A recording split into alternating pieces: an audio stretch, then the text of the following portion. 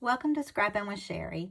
Today's video is going to be short and sweet, I hope, but very different from any of the others I've done.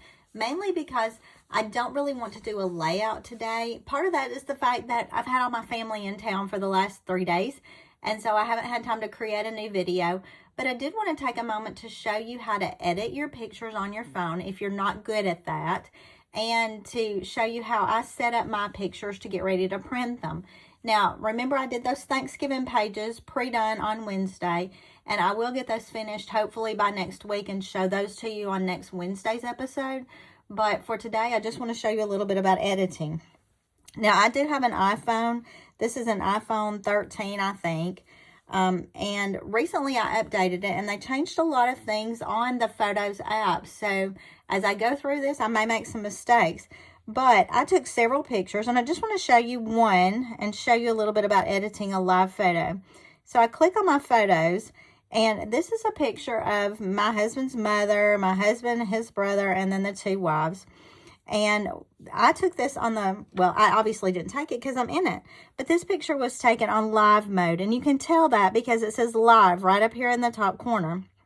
That means that this picture was taken with lots of bursts of little pictures, and I can pick the very best one of those. And the way you do that is by touching these little bars right here. I'm not even sure what they're called, but you touch the little bars and it gives you the word live right here on the bottom. That means when you touch it, it's going to show you all the pictures that were made during that period of time when that one little button was pushed. Now, here's the cool thing about it. The phone thinks it picks the very best one for you, and it's the one with the dot over it. But sometimes that may not be your favorite. Somebody in the picture may be looking the wrong way or whatever. So you can slide this little bar down. And what I'm looking at is there was one of my nephews in the picture right there, and he was trying to get out of the picture. So as I slide this bar down, I'm getting him out of the picture, which makes me a little bit happier. I like it better without him showing up in that mirror. So I can slide it down to whichever photo I like best. Whatever one that happens to be, it doesn't matter. But when I get to the one that I like the best, and let me look at all of our faces.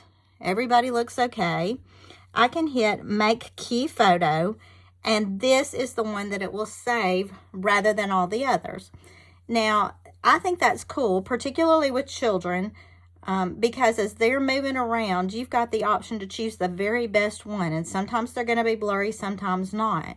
Now, for my purposes, I'm going to go back and hit Crop right here, and I'm just going to pull down some, pull into the side a little bit, and that just makes this picture more focused on what the focus was to begin with. And when I'm finished with all that, I hit the yellow Done button at the top, and that is the photo it saves. Now, let me show you one where it might make a bigger difference. Here, we had a lot of people in this photo, and when I pull it up, you know, we've got 3 littles. They're all over the place, but these were also taken on live mode, which means when I go through and look, and obviously I haven't deleted any of them yet, but I can go back to this little edit button.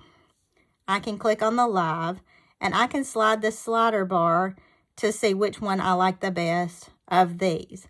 Now, here again, I took probably 20 pictures. See one nephew, he's laughing over here. I took probably 20, so I can go through all of them and slide this live bar, and I can choose the one I like best on any of those. Now, right now, I haven't decided which I like best, so I'm just going to cancel that for now, and it'll go back to the picture it chose for me. See, obviously, I took tons and tons and tons of those pictures. Now, here again, we took one of my mother-in-law with her newest great-granddaughter, and I might want to do something a little bit different with that. So I'm going to hit that little edit button. I'm going to hit the live on that. Again, we've got several different ones to choose from, and you can see different shadows playing across here because people behind me were moving as I was taking this picture. Well, let's get them in full view with some good bright light. I like the look of that. So let's make that one the key photo. You can see her little arms are moving a lot, so some of them were a little blurry. I'm going to crop this one in just to get rid of some of the trash upstairs. Go in just a little here. But I have effectively made that vertical picture into a square rather than leaving it as is. Now, something that I really like to do on pictures like this is to do, not the filters, but the adjust. I hit that adjust button here.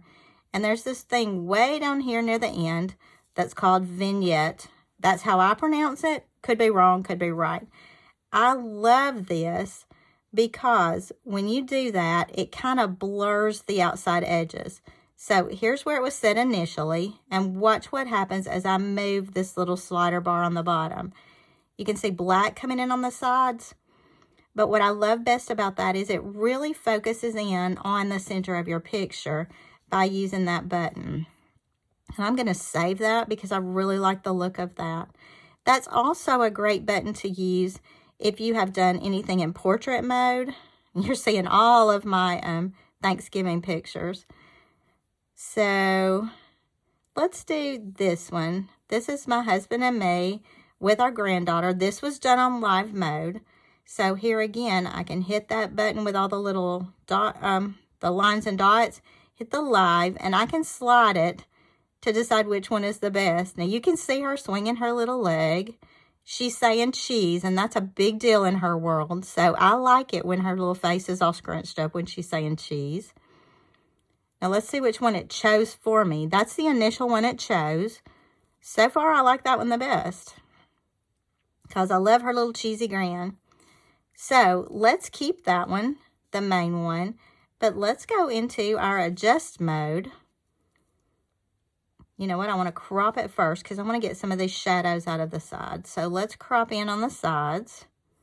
Yes, I do have a Thanksgiving tree. And I think I'm going to leave that one kind of long. Maybe go in just a little bit. But, you know, I just love little kid toes. So I'm going to go in a little like that. And I do like that. But let's go back to our adjust now. Let's go all the way down to the end to the vignette or vignette, however you want to say it. And let's adjust the inside to come in a little bit darker around the outside edges. Now you can see it just kind of blacked out around the edges. I like the look of it. I think it's really pretty. It's just a little something different. All right. So that's a couple of ways that you can edit using your iPhone. I don't know how that works for other phones. I'm sorry. I wish I could tell you more about it, but the iPhone is the only thing that I have used. But let me go to my app that I use every time I print on my Epson PM400. I use the app called Print to Size. This app does cost like 99 cents or something. It's pretty cheap. I haven't looked lately to see how much it costs. But in the Print to Size app, you have several options. You can choose your paper size. You can choose if it's landscape or portrait mode. And then you can tell it to measure in inches or whatever. Now, I'm going to print as a 4x6 to start with, and that's what I'm on. But look at all the options it gives you here. I saw where somebody had asked recently about printing from your computer. You can put this app on your computer as well, and you can pull pictures in and actually print them on your computer. But when I'm getting ready to print pictures, let me go back and talk you through that. I'm set up as a 4x6 now. I hit the plus button, and that just means, hey, I need to get my pictures. Well, it's going to show you every single picture you've got. And you're just going to have to pick the very best ones. Now, I'm just going to pick a couple just to show you right now. Not necessarily the ones I will use. And it tells you at the bottom how many you've got. Oh, I've selected 4 accidentally. And 4 more. Every time I scroll, I'm getting more and more pictures here. But let's go to the end. And let me just get those. This was when I gave my kids their first gift of Christmas. So I've got 3 pictures of the kids with their spouses. I hit add up here in the top corner. And it's going to pull them all right here. And they were being silly. So, you know, they're way far apart. But I can just use these arrows on the side to crop in. The arrows on the side will move it crop-wise. But the arrows, the circles on the corner are what size it up and down. And it tells you what size you're getting, which I think is fantastic. because that lets me know if I'm looking for a 3-inch picture and I get 2.75 by 2.75, then I can keep a little bit of mat around it and get a 3-inch picture.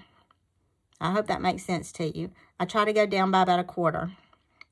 Now, I have found with my printer, if I put it way close over to the side, sometimes it cuts off a little bit of my matting, my white matting. So I try to leave just a little bit of edge there. Let's go ahead and cut them down. And I don't necessarily need these pictures tiny, but I'm just going to show you how you could fit all 3 of them on a 4x6, or, I mean, you could do it as a 5x7 if you wanted to. Yeah, this is going to be way too small. I'm not going to cut it that small. So, you can also turn your picture sideways if you want to.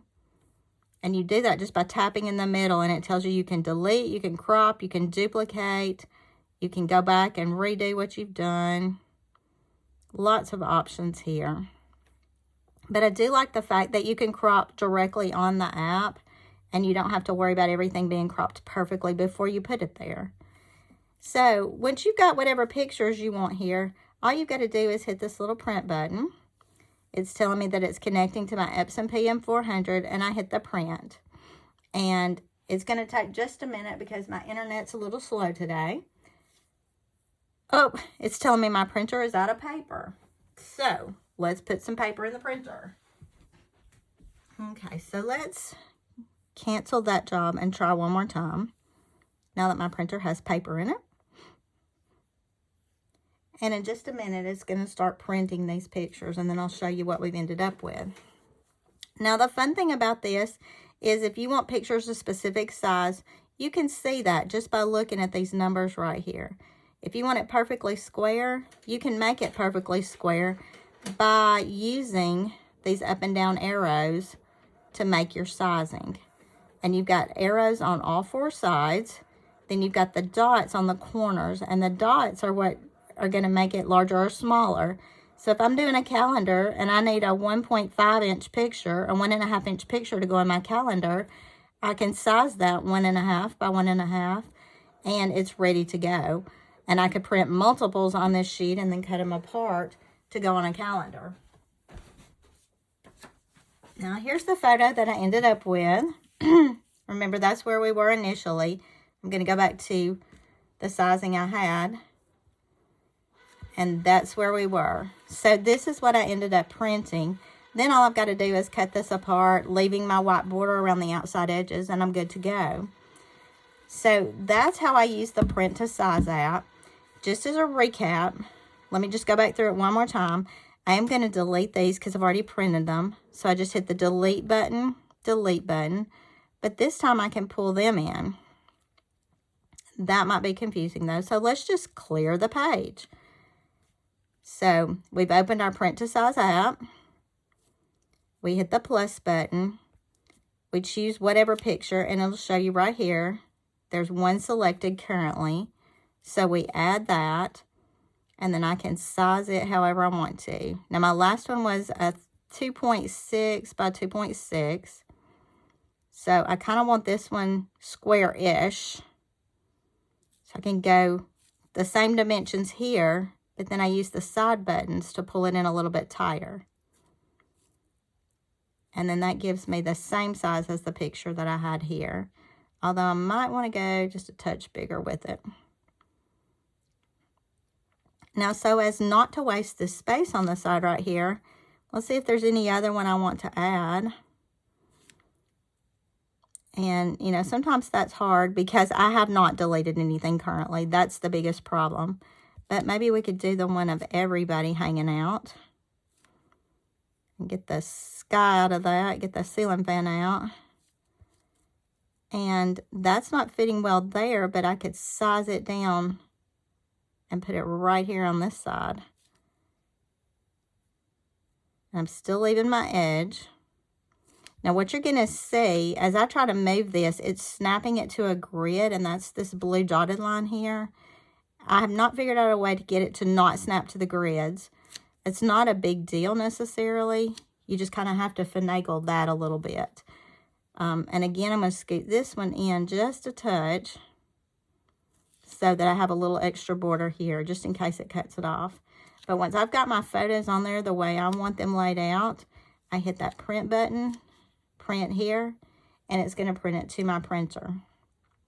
And that's the way that I edit them straight on the Print to Size app. And I think that's a really cool way to do it, especially if I have not already gone through and doctored up my pictures a little bit. There'll still be more doctoring to come, but this is the easiest way to do it. Now, I appreciate you hanging with me. I appreciate you giving me lots of comments related to taking pictures, things you did try while you were taking your Thanksgiving pictures. I'll be putting my Thanksgiving pre-made pages together to show you on next Wednesday. I've got several things I want to show you, but you know what? We're in December next Wednesday, so we're going to have to start doing some Christmas things too. And I just feel like there's so many things we've got to get done before the end of the year. We are going to finish our sketchbook in the next couple of weeks. So stay tuned. Let me know what you need to see more of. Let me know if you have questions related to taking your pictures, editing your pictures, printing your pictures. I'll help you as best I can as long as you have an iPhone, an Epson printer, and the Print to Size app. That's the best I can do because that's all I know anything about. There's my last one that I printed. So I'm ready to go ahead and cut these apart and get started on some pages. And how fun is that? So, short and sweet, to the point. Happy day after Thanksgiving. Happy December starting tomorrow. It's just an exciting time, and I look forward to being with you over the next few weeks to give you more tips and tricks and more page layouts and finish that sketchbook. So, until I see you next time, happy scrapping.